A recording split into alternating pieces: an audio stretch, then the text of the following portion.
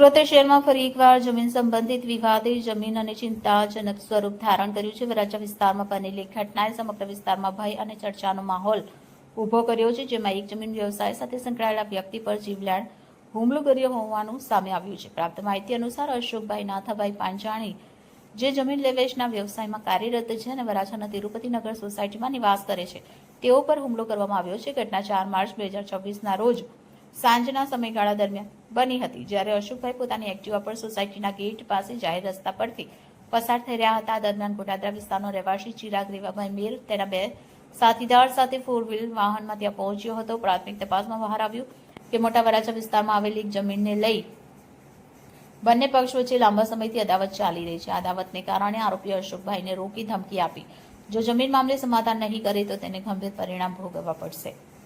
ધમકી આપ્યા બાદ પરિસ્થિતિ તંગ બની અને આરોપી અચાનક હુમલો શરૂ કર્યો. અશોકભાઈને એક્ટિવા પરથી નીચે પાડી દેવામાં આવ્યા અને ત્યારબાદ લાકડી વડે તેમના પર ફટકા મારવામાં આવ્યા.